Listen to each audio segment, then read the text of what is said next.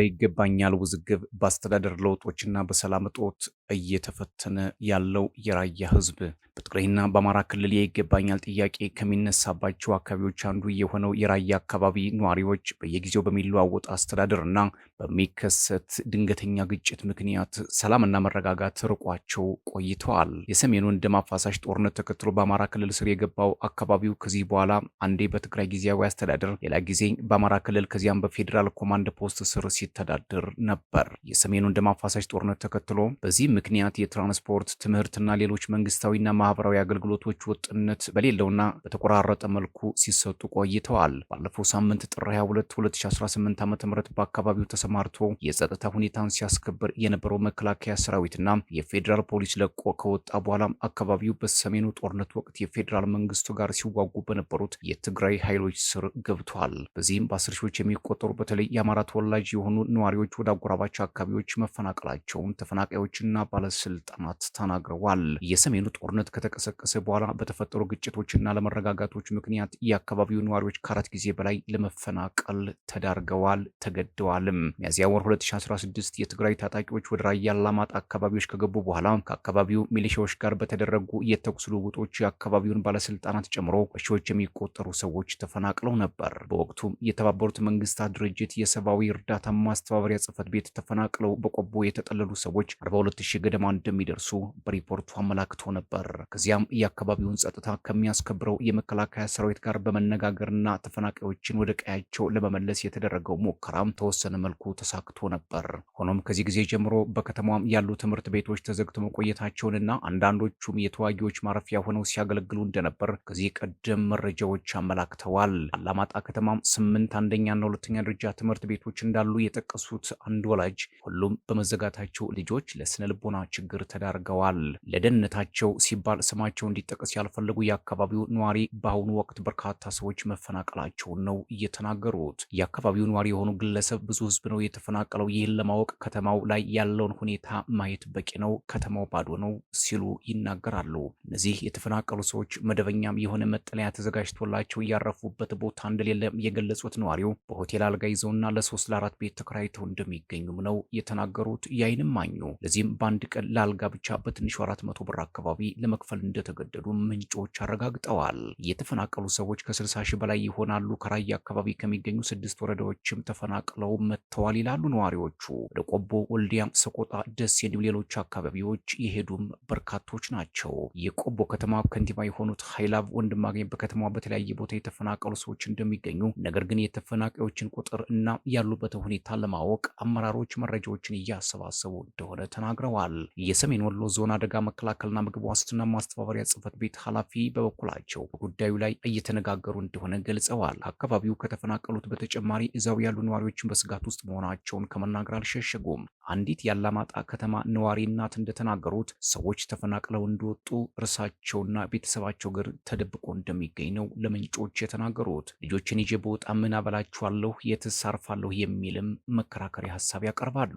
አካባቢውን የተቆጣጠሩት የትግራይ ኃይሎች ፖሊስ ጣቢያዎችን ጨምሮ ቢሮዎችን መክፈታቸውን የገለጹት ነዋሪዎች የሃይማኖት አባቶችና ሽማግሌዎችን ጨምሮ ሰዎች ታፍነው እንደሚወሰዱ እንደሚታሰሩና በከተማዋ ከፍተኛ ዘረፋ እንደሚፈጸም ታፍነው ተወስዷል ያሏቸውን ሰዎች በስም ጠቅሰው ነው የተናገሩት።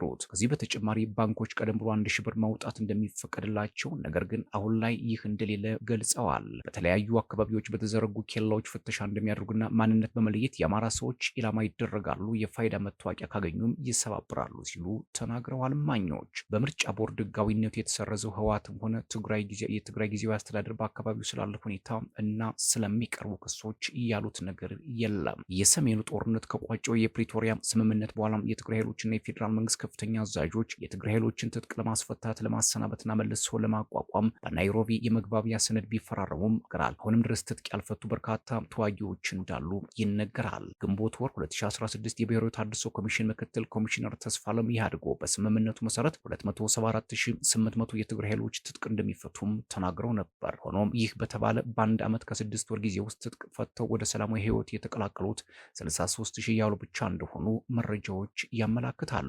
የስምምነቶች አፈጻጸም መጓተትና መጣስ በተደጋጋሚ ለሚነሱ ግጭቶችና ለመረጋጋቶች አንዱ ምክንያት ነው። ባለፈው ሳምንት የትግራይ ኃይሎች የሀገር መከላከያ ሰራዊት በጸለምታ አካባቢ ግጭት ውስጥ ገብተው እንደነበርም የሚዘነጋ አይደለም። የትግራይና አማራ ክልሎች በሚወዛ አወዛገቡበት ጸለምት በሚገኙት ማይዳጉሻ፣ ማንጫራና ሌሎች ስፍራዎች በከባድ መሳሪያ የታጀበ ውጊያ መታየቱንም ሪፖርቶች አመላክተዋል። አሁንም ሌላ ዙር ግጭት ሊከሰት ይችላል የሚል ስጋት በነዋሪዎች ዘንድ ነግሷል። በኢትዮጵያም የአሜሪካ ኤምባሲ አምባሳደር አርቪን ማሲንጋ ሐሙስ ጥር 28 2018 ዓ.ም በኤምባሲው የማህበራዊ ሚዲያ ገጽ ላይ ባሰፈሩ ጽሑፍ ባለፈው ሳምንት በሰሜን ኢትዮጵያ ያጋጠሙ ክስተቶችን በመጥቀስ ሰላምና መረጋጋት ለማምጣት ቁርጠኝነት እንደሚያስፈልግ ተናግረዋል። ማሲንጋም ዘላቂ የሰላም ከባድ ስራ ምክንያታዊነትና ስክነትን የሚጠይቅ ቢሆንም የተሻለው መንገድ ግን ስክነት ነው ብለዋል። በትግራይ በኩል ደቡብ ትግራይ በሚል ስያሜ የሚጠራው የራያ አካባቢ ይገባኛል ጥያቄ የሚነሳባቸው አካባቢዎች አፈላና ዛታ ወረዳዎች፣ ኮረም ከተማ፣ አላማጣ ከተማ፣ ራያ አላማጣ ወረዳና ራያ ባላ ወረዳ ናቸው። የፌዴራል መንግስቱ አወዛጋቢ ቦታዎች በዘላቂነት ለመፍታት በህገ መንግስቱ መሰረት ህዝበ ውሳኔ እንዲደረግ ከሁለቱ ክልሎች ጋር በመግባባት ላይ ተደርሶ እንደነበር ከዚህ ቀደም መግለጹ የሚታወስ ሲሆን እነዚህ አካባቢዎች ህዝቡ በሚመርጠው አስተዳደር እንደሚተዳደሩ በተደጋጋሚ ተገልጿል።